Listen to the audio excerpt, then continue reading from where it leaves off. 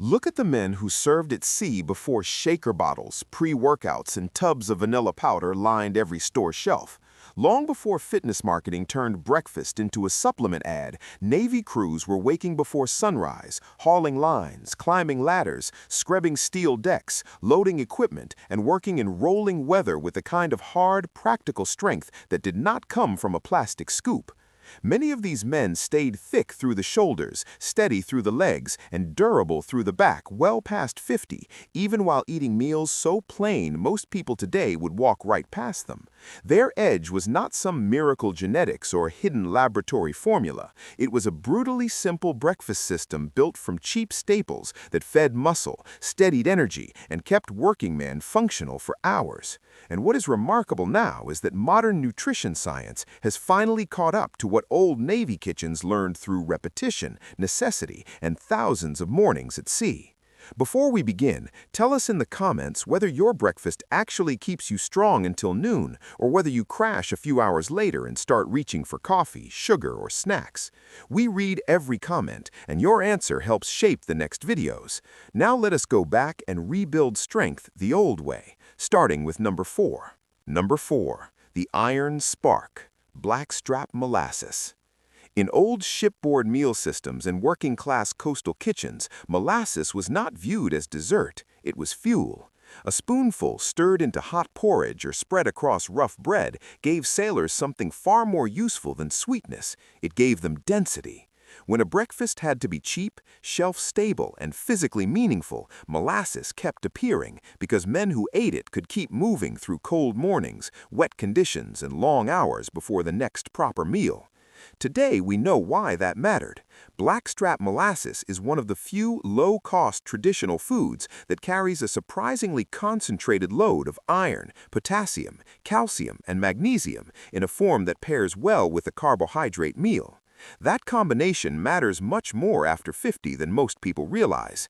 A huge number of older adults are not collapsing from dramatic deficiency. They are dragging through quiet subclinical shortfalls that show up as weakness, poor training stamina, leg heaviness, early fatigue, and the feeling that the body never fully wakes up. Iron matters because oxygen delivery is not an abstract health concept. It is the difference between a breakfast that reaches your muscles and one that never really gets there. When iron status slips, the result is not always obvious anemia on day one. Sometimes it is simply that your muscles feel underpowered, your stairs feel steeper, and your morning activity feels harder than it should. Magnesium and potassium add another layer. They help regulate muscle contraction, nerve signaling, and the electrical stability that lets the body move smoothly instead of feeling twitchy, cramped, or prematurely exhausted. Researchers and public health data have been pointing in the same direction for years. Older adults commonly underconsume magnesium and potassium, and both are directly involved in muscular function and fatigue resistance. That does not make molasses a magic cure. It makes it one of the cheapest traditional ways to add useful mineral density to a breakfast without buying another bottle of pills. And here is the real practical advantage. Molasses does not work alone. It works best when it is folded into a breakfast that already contains slow starch and protein. In that setting, it becomes what old cooks instinctively used it as, not candy, but a mineral amplifier. The preparation is as simple as it gets. Stir 1 teaspoon to 1 tablespoon of blackstrap molasses into a hot bowl of oats or barley while it is still steaming. You can also mix it into warm milk poured over porridge. Do not drown the meal in it. This is not about making breakfast taste like syrup. It's about adding depth, minerals, and a steady, old-fashioned energy profile that supports work instead of spiking and crashing it. Within a couple of weeks, many people notice the same change. The morning body feels less flat. The first movements of the day feel less wooden. That is not hype. That is what happens when a cheap breakfast stops being empty and starts carrying real micronutrient weight. But the next item mattered even more to the men who had to stay strong in wind, salt, and cold, because this one addressed the part of aging that quietly steals power from the upper body first. Number 3. The repair ration. Saltfish and eggs. Ask older seamen, dock workers, or anyone raised around practical kitchens, and they will tell you the same thing. Before protein powder, breakfast protein was not a lifestyle brand. It was whatever preserved well, cooked fast, and kept a man useful. On many tables, that meant some version of salt fish, dried cod, or leftover cured fish paired with eggs. It was hot, salty, simple, and deeply effective. Historically, this pairing solved a logistical problem. Ships needed protein that could survive storage, travel, humidity shifts, and time. Fish could be dried or salted. Eggs could be cooked quickly in a galley. Together, they created a meal dense enough to carry a man through a physically demanding morning. The men eating it did not talk about leucine thresholds or muscle protein synthesis. They just knew that some breakfasts held the body together and others did not.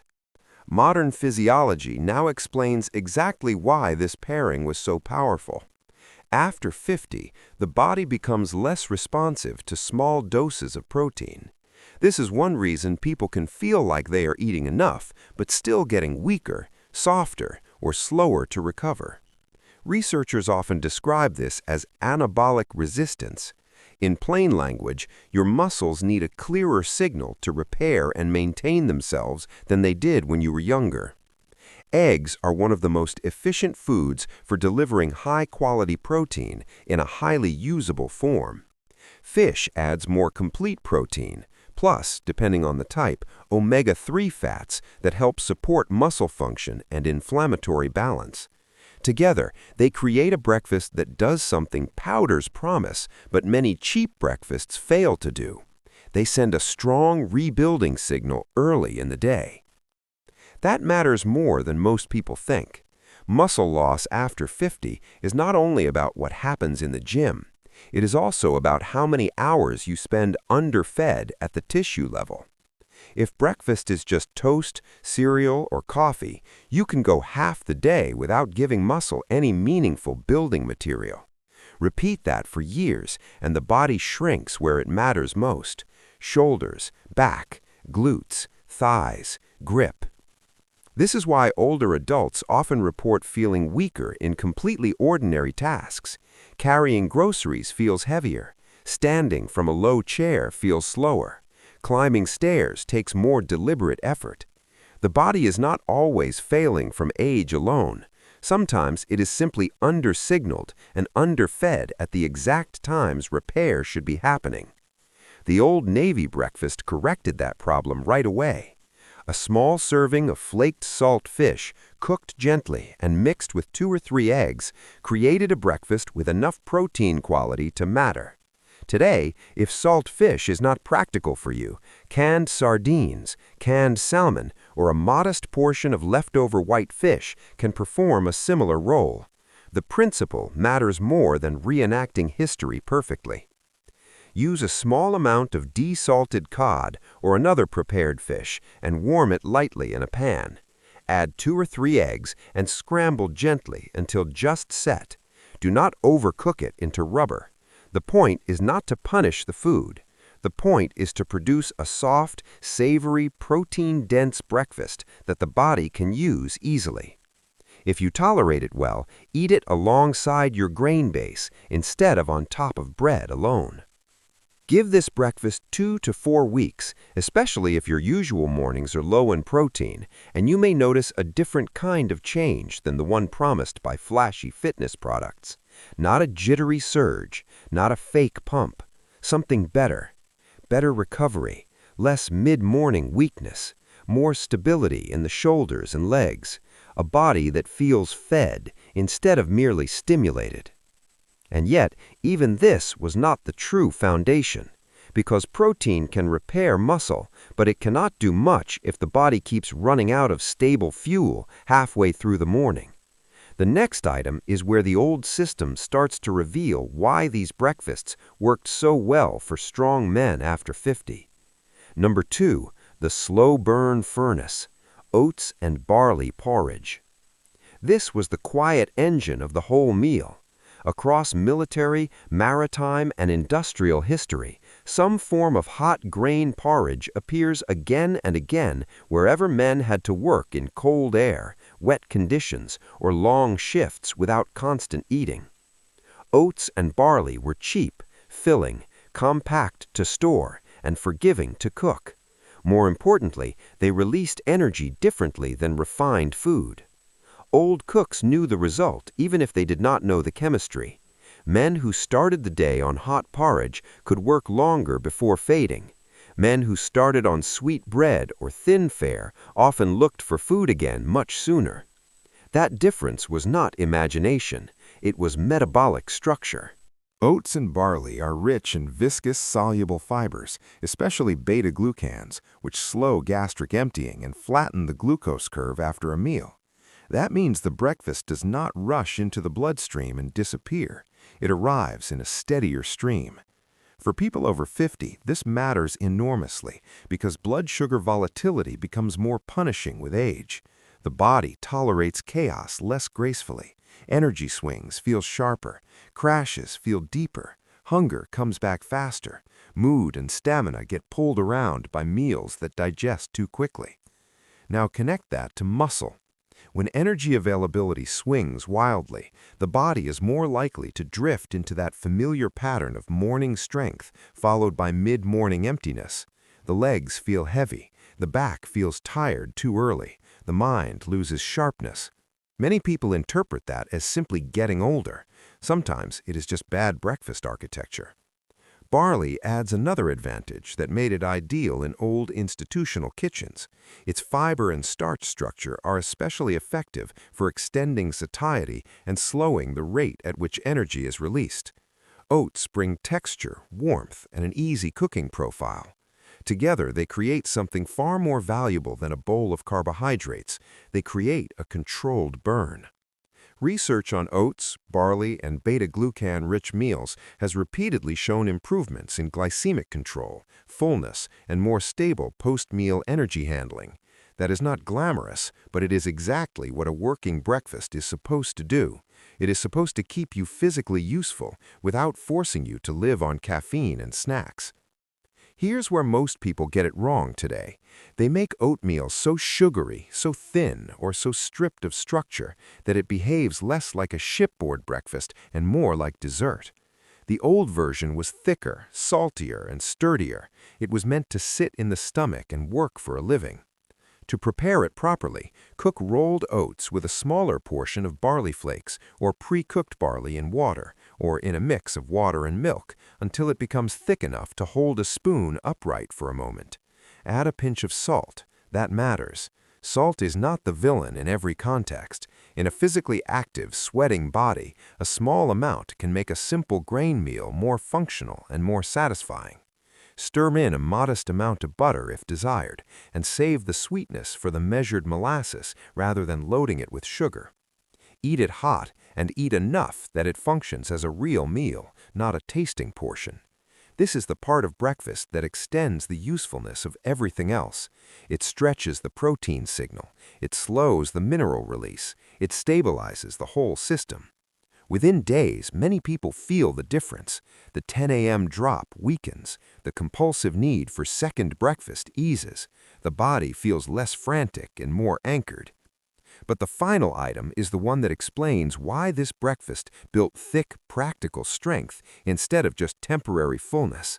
It was not any single ingredient. It was the final pairing that turned the meal into a complete old-world performance system. Number 1. The Bulkhead Builder, navy beans with butter and milk. If you want to understand why a cheap navy breakfast could hold strong men together before protein powder, this is the part you cannot miss. Navy beans were not named accidentally. They became identified with maritime and military feeding systems because they were affordable, durable, and absurdly effective for the price. Paired with a little milk and butter, they turned a humble breakfast into a foundation meal. This was not trendy food, it was institutional food. Large kitchens relied on beans because they could feed many people, store well, and create deep satiety. But men kept respecting them because they worked. A bowl of beans with grain and protein behind it did something very few modern breakfasts do. It built staying power. Modern nutrition explains why. Beans combine slow-digesting carbohydrates, fiber, plant protein, and a significant mineral payload, especially magnesium and potassium. That matters because the body does not maintain strength on protein alone. Muscle tissue depends on the electrical environment around it. Contraction, relaxation, nerve firing, fluid balance, and steady energy all depend on the minerals and carbohydrate structure that flashy supplement culture often ignores.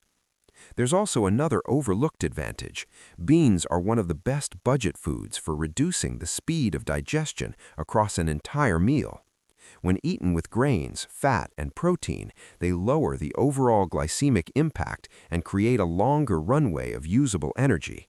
That means the breakfast is not over when the bowl is empty. It keeps working. Researchers have repeatedly found that legumes improve satiety, help moderate blood sugar response, and support metabolic control in ways that ripple beyond the immediate meal. That second meal effect is one reason traditional high-legume breakfasts could keep men steady across a long work block. Their bodies were not lurching from sugar high to sugar low. They were riding something slower, deeper, and more resilient. Now bring age into the picture. After 50, one of the biggest hidden enemies of strength is inconsistency.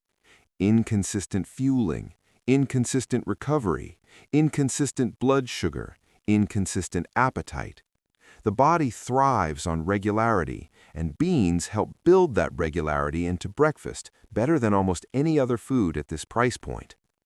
This is why the final meal structure matters so much. Beans alone are useful, but beans combined with hot grain, a little fat, and a meaningful protein source become something else entirely. They become breakfast engineering, the kind of meal that keeps a man useful on deck, in the yard, on the job site, or simply in ordinary life without fading by noon. The practical version is simple. Take about half to 1 cup of cooked navy beans, warmed gently. Add a small amount of butter and a splash of warm milk, then mash lightly so they become soft but not soupy. Season with a pinch of salt and black pepper. This creates a creamy, savory base that is far easier to eat in the morning than most people expect. Serve it alongside the oat and barley porridge and the eggs with fish, not as a separate course hours later. What you now have is the actual old system. The porridge provides the long-burning fuel. The molasses brings mineral density and reinforces the grain base. The eggs and fish deliver the repair signal that aging muscle increasingly struggles to preserve. Beans, milk, and butter thicken the whole structure into a breakfast that releases slowly, supports muscle, and keeps energy from collapsing halfway through the morning. And this is the part modern breakfast culture almost completely forgot. Strong men after 50 were not built by hacks. They were built by repetition, by eating the same deeply functional foods over and over until the body had no choice but to become harder to break down. The 17-cent Navy breakfast was not exciting. It was effective. And effectiveness is what built those backs, forearms, shoulders, and legs before anyone had ever heard the phrase protein powder. The men who worked ships, docks, engines, and decks did not need rainbow tubs and proprietary blends. They needed heat in the bowl, salt in the food, enough protein to matter, enough minerals to keep the system firing, and a starch structure that did not betray them 2 hours later. That is exactly what this breakfast delivered. Blackstrap molasses lit the mineral spark and reinforced oxygen handling and muscle function. Salt fish and eggs supplied the dense repair materials that aging muscle increasingly struggles to preserve. Oats and barley formed the slow-burn furnace that stretched energy across the morning instead of wasting it in one fast wave. Navy beans with butter and milk turned the whole thing into a stable, grounding base that fed strength, fullness, and work capacity at the same time. This is why the title is not exaggeration. A cheap Old Navy breakfast really could build strong men after 50 before protein powder, because it solved the exact problems that make people feel old today. Not enough real protein early in the day, not enough stable fuel, not enough minerals, too much refined food, too much breakfast theater, and not enough breakfast substance. You do not need to copy the past perfectly to benefit from it. You just need to understand the architecture. Build one breakfast around a thick oat and barley base, add a measured spoon of blackstrap molasses, put real protein beside it, ideally eggs and fish or the closest practical equivalent, add a small serving of warm navy beans enriched with a little butter and milk, then repeat it often enough for your body to remember what reliable fuel feels like. Do that and you may notice a very different kind of strength returning. Not flashy gym strength alone, the better kind, the kind that carries groceries without strain, the kind that gets out of a chair without momentum, the kind that climbs stairs without bargaining, the kind that still feels solid in the late morning instead of already running on fumes. Start with one part this week if the full meal feels like too much. Add the porridge first, or the eggs and fish, or the beans, but build toward the full system, because the real power was never in one ingredient by itself. It was in the way the whole breakfast locked together. Tell us in the comments which part of this Old Navy breakfast you would actually try first, the molasses porridge, the eggs and fish, the bean mash, or the full plate. And tell us honestly whether your current breakfast is building strength or quietly draining it. Share your answer below, stay strong, keep moving, and we'll see you in the next video.